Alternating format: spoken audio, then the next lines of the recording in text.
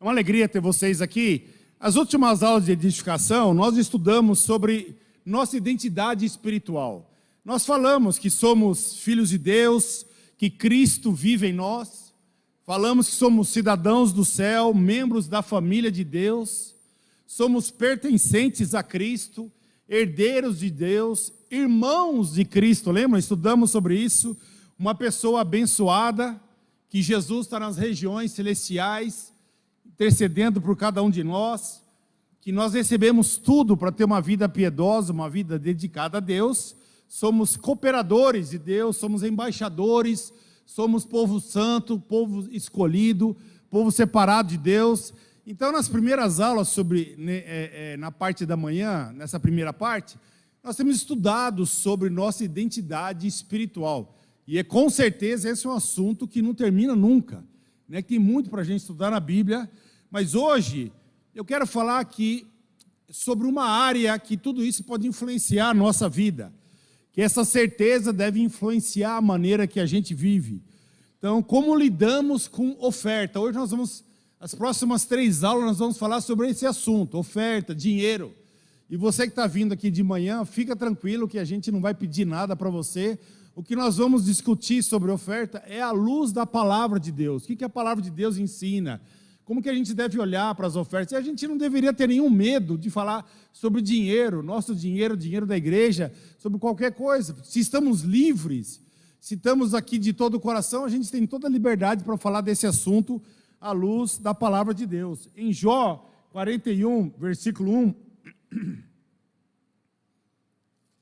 Jó 41, versículo 1, a palavra de Deus diz assim, 41, versículo 11, desculpa, quem primeiro me deu alguma coisa, quem eu lhe devo pagar, tudo que há debaixo nos céus me pertence. Então a primeira coisa importante é entender que tudo que está embaixo dos céus pertence a quem? A Deus. Em Salmo 24, versículo 1, Salmo 24, versículo 1, olha o que a palavra fala. Do Senhor é a terra e tudo o que nela existe, o mundo e os que nele vivem, pois foi ele quem fundou-a sobre os mares e firmou-a sobre a terra. Tudo, irmãos e amigos, nessa terra pertence a Deus. Tudo. Em Deuteronômio 8, versículo 18, Deuteronômio 8, versículo 18, a palavra diz assim, mas lembre-se do Senhor, o seu Deus, pois é Ele que lhe dá a capacidade de produzir riqueza, confirmando a aliança que jurou aos seus antepassados, conforme se vê. Importante lembrar que é Deus que nos dá toda a força e a capacidade e a gente trabalhar e gerar nossas riquezas e cuidar das nossas famílias, das nossas contas, de tudo isso. Então é muito importante a gente começar hoje pensando de onde vem tudo, quem é dono de tudo, quem é o Senhor de tudo. E Deus continua sendo dono de tudo. Ele possui toda a terra, todo o mar, todas as riquezas, toda a vida. Tudo que nós temos pertence a Deus. Tudo que acreditamos que é nosso pertence ao Senhor. Ele mesmo é dono de tudo. Ele é mesmo o nosso dono. Se nós somos cristãos, o que a gente fala? Jesus é meu Senhor. Alguém está sobre mim. Alguém está me orientando. Alguém está cuidando de mim. Alguém está me dando tudo o que eu preciso para viver dessa maneira. Sabe, Deus, irmãos e amigos, Deus nunca revogou a sua posse. Deus nunca desistiu do seu direito sobre todas as coisas nesse mundo.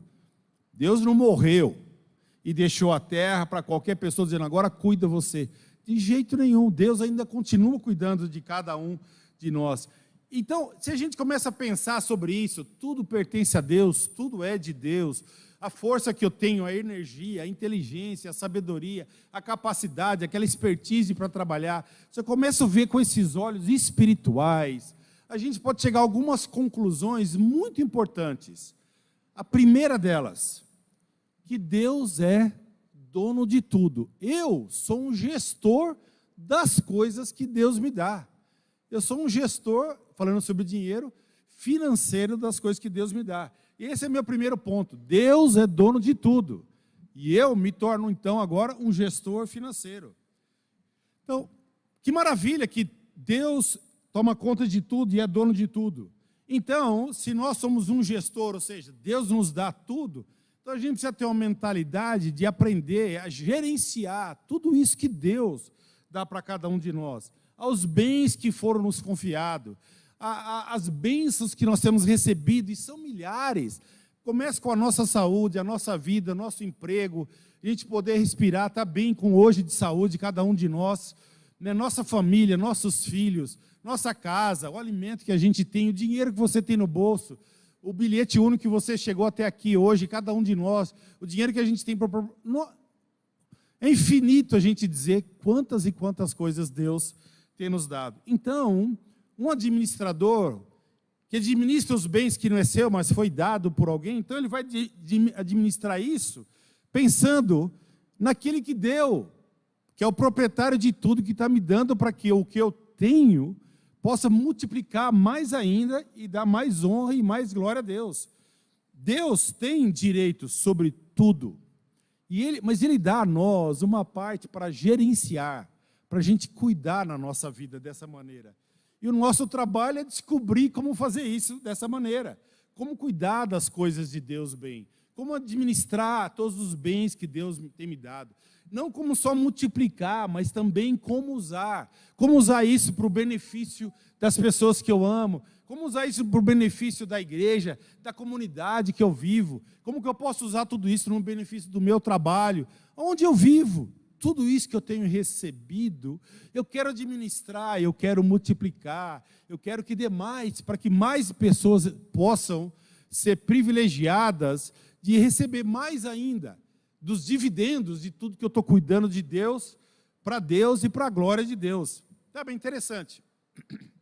John Wesley, uma vez, estava andando a cavalo, e aí um homem veio correndo na sua direção e disse assim: Sr. Wesley, acabou de acontecer uma coisa terrível. Ele falou: o que foi? Sua casa queimou inteirinha, todinha.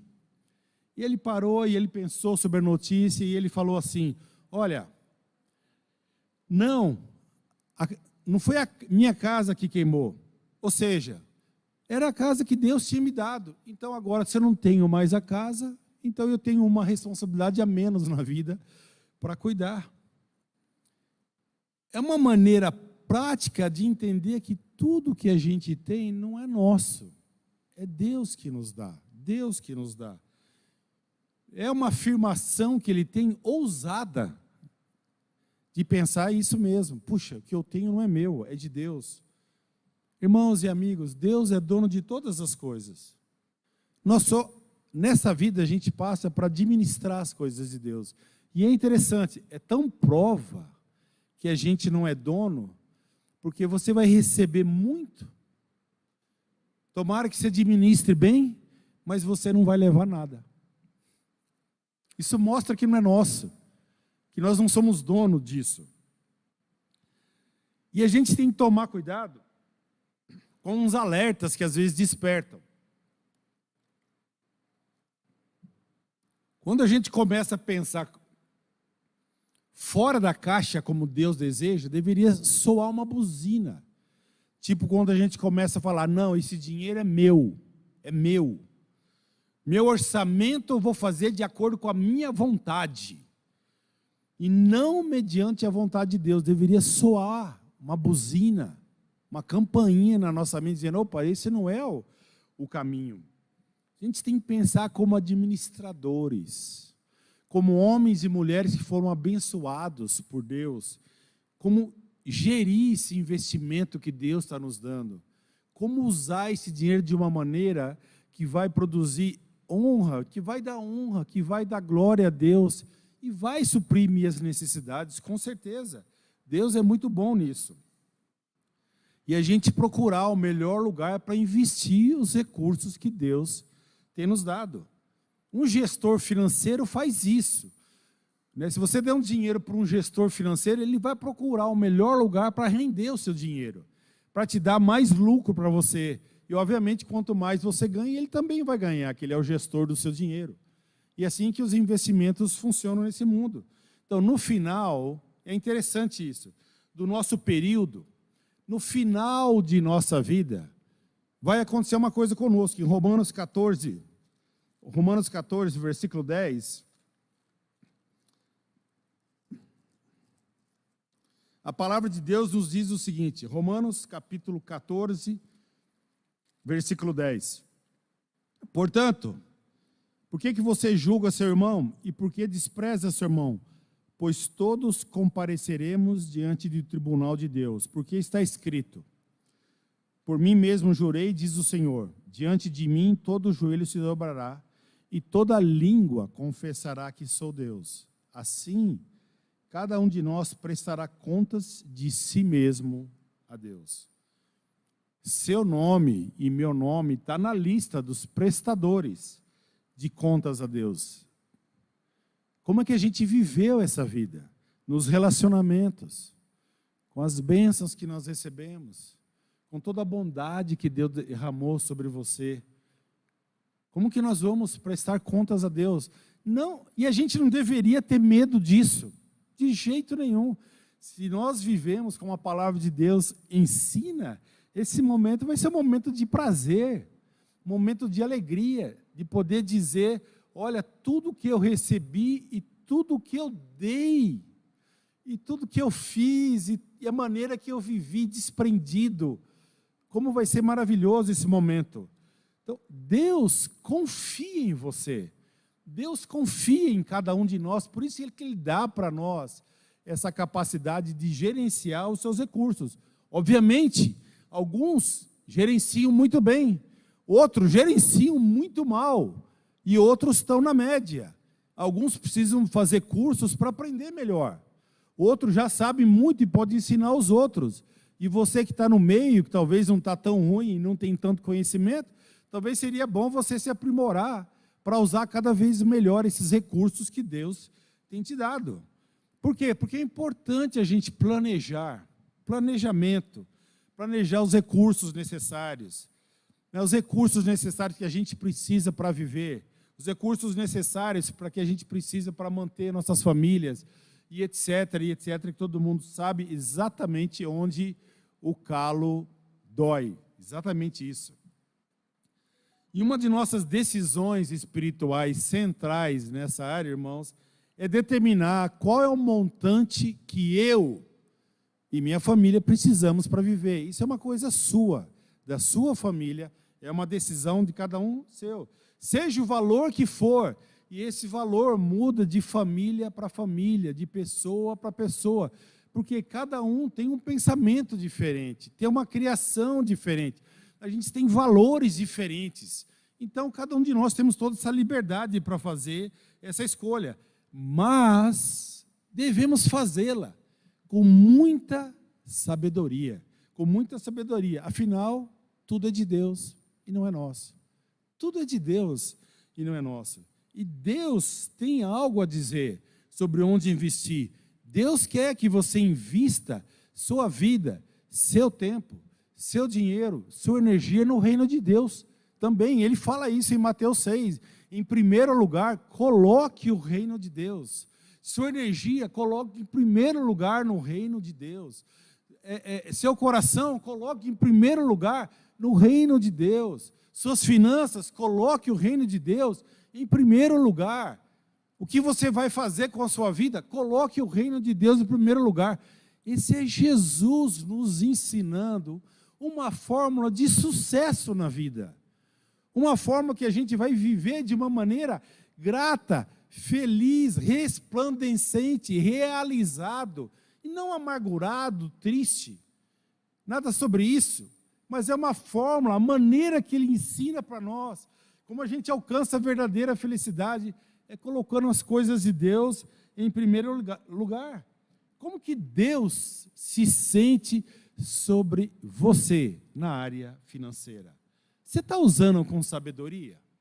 Você está usando com idoneidade? Você está sendo uma pessoa justa com tudo? na maneira, não é só na maneira de ofertar aqui, não estou falando sobre isso, estou falando na maneira que você vive com o seu dinheiro.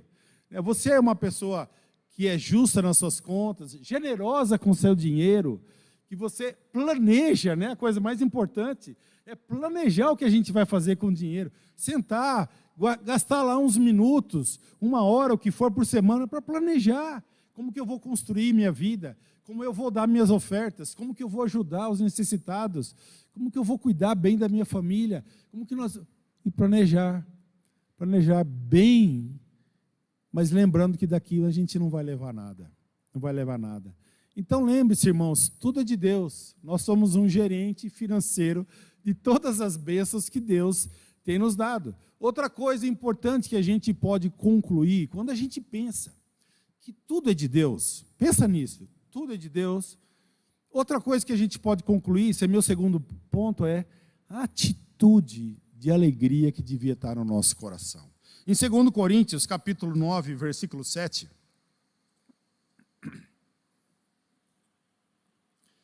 2 Coríntios, capítulo 9, versículo 7, ele fala, não tenho necessidade de escrever-lhes,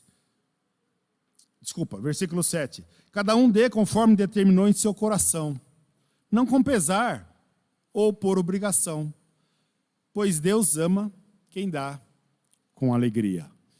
E isso é uma verdade profunda, Deus ama quem dá com alegria.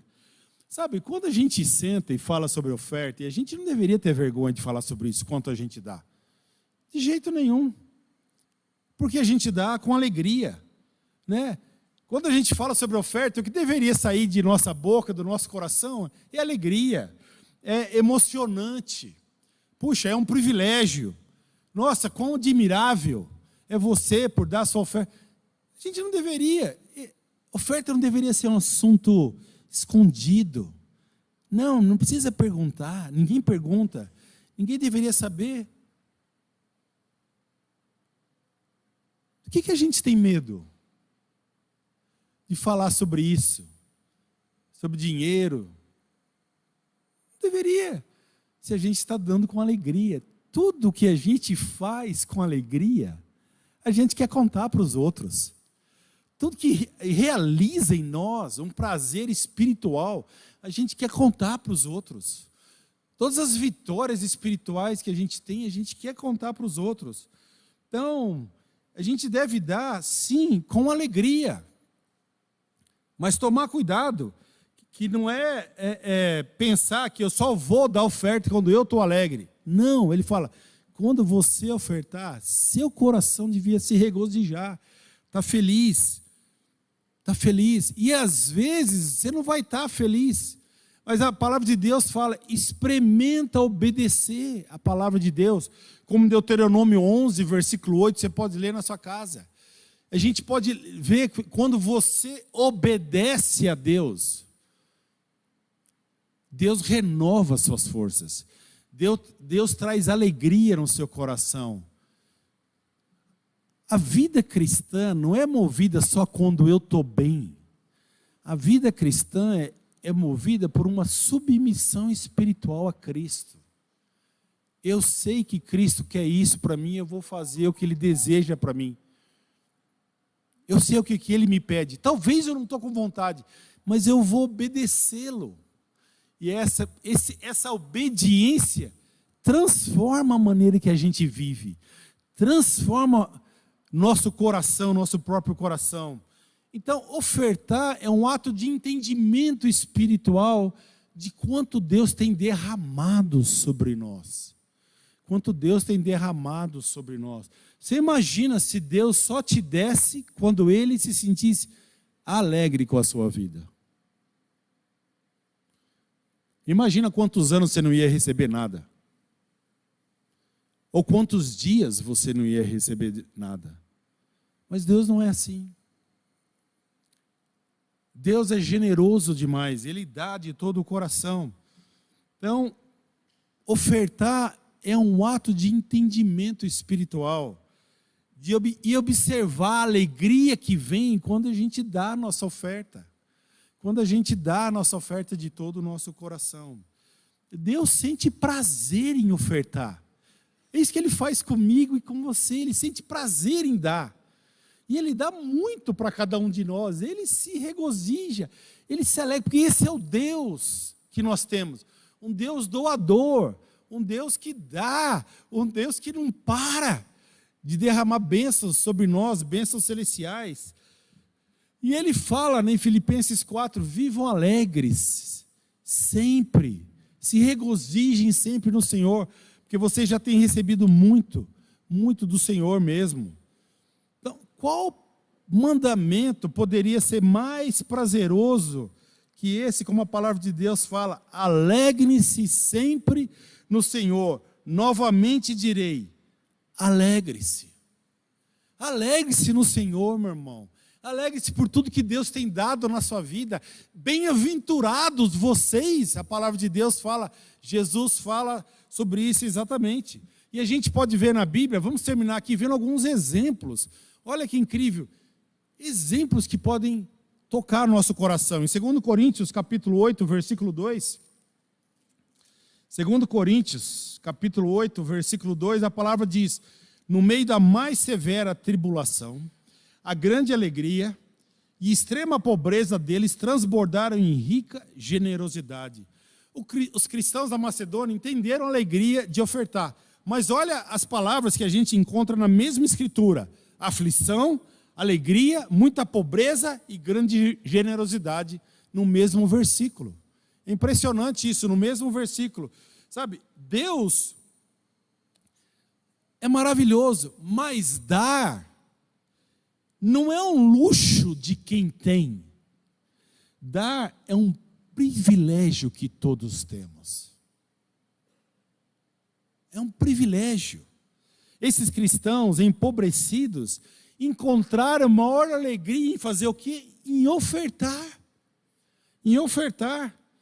Os macedônios se recusaram a deixar que as circunstâncias difíceis da vida dele impedissem eles ou privá-los da alegria que eles tinham de dar, de ajudar, de colaborar com seus irmãos. 2 Coríntios 8, versículo 4, eles nos suplicaram insistentemente o privilégio de participar da assistência aos santos. Gente, olha isso, eles suplicaram, e suplicaram insistentemente. É quase alguém não tendo, é como alguém não tendo nada e dizendo, pelo amor de Deus, cara, deixa eu ajudar com alguma coisa. Mas você não tem nada. Não, eu vou dar um jeito, mas deixa eu ajudar. Insistentemente é isso, é alguém, não é alguém que está olhando para o que tem, é alguém que já tem um coração de dar. Por isso que insiste tanto, porque tem um coração tão generoso que não aguenta ver o outro passando necessidade e não colaborar. E insiste.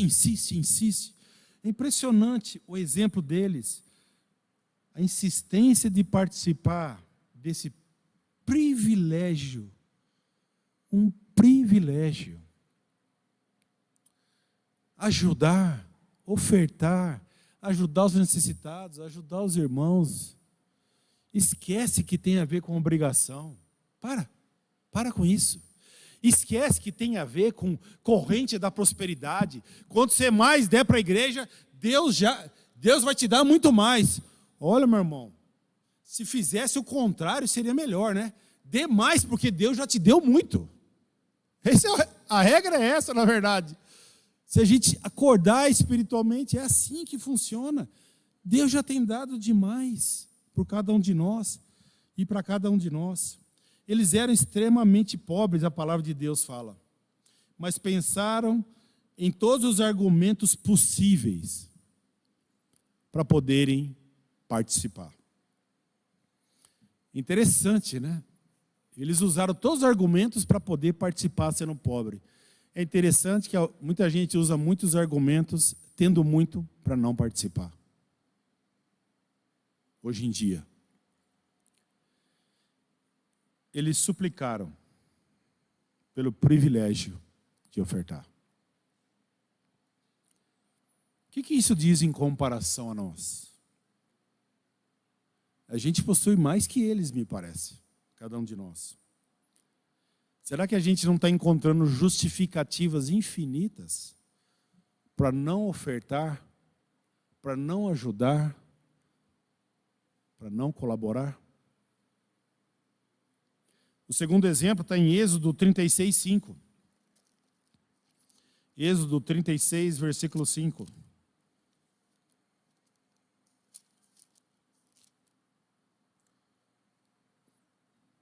E disseram a Moisés: o povo está trazendo mais do que o suficiente para realizar a obra que o Senhor ordenou. O povo está trazendo mais do que o suficiente. Vamos lá. Como será que as pessoas estavam trazendo essas ofertas do que precisava naquele momento? Com alegria? Com certeza. Com generosidade, com ânimo, com convicção, com gratidão, com amor a Deus. Você acha que era assim que eles estavam dando? Com esse entusiasmo, essa alegria, esse ânimo, essa convicção, essa gratidão a Deus? Você vê que era assim que eles estavam dando? Ou, ao contrário, com tristeza, com pressão, com amargura, com mau gosto? Não, não me parece que é assim. Me parece que eles estão dando com toda a alegria do coração deles. Toda a alegria do coração deles. Quando o tabernáculo estava sendo construído, eles estavam tão envolvidos. E eles foram impedidos de dar mais. Com tanta alegria que havia no coração dele. Tanto entusiasmo pelas coisas de Deus. Isso que ofertar com alegria, com entusiasmo e gratidão faz no coração de um povo. E o último exemplo em 1 Crônicas 29, 4. Que essa é uma escritura incrível também.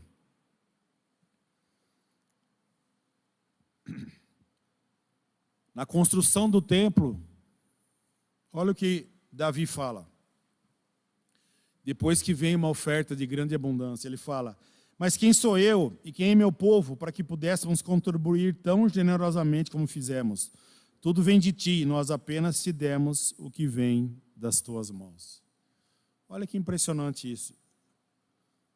Tudo, irmãos e amigos, tudo é possível na nossa vida, porque Deus tem nos dado. Tudo é possível porque Deus tem nos dado. Tudo é possível porque tem chegado às nossas mãos por meio de Deus. Tudo que nós temos, que você tem e eu tenho. Tudo isso tem chegado até nós por meio de Deus, por meio do coração de Deus. E eu quero terminar aqui, a semana que vem a gente continua falando do que a gente pode aprender com a nossa identidade espiritual, pensando que tudo é de Deus. Mas eu queria só deixar esses 2 pontos hoje de manhã. Lembre-se, Deus é dono de tudo. E você e eu gerenciamos tudo que é de Deus. E número 2, quando você usar seu dinheiro, dando oferta aos necessitados, e aonde você usar, faça-o com alegria. Mas quando você vier aqui a esse culto, à igreja, dê com alegria, com entendimento, com paixão, compreendendo, tudo vem de Deus. Nós apenas damos o que Deus já deu nas nossas mãos. E que isso possa ajudar-nos a crescer nas nossas convicções sobre como lidar com o nosso dinheiro e sobre a oferta. Amém? Então, muito obrigado. Vamos terminar juntos. Queria pedir para você, individualmente, inclinar a sua cabeça e orar por 2 minutos. E eu venho e termino com uma oração.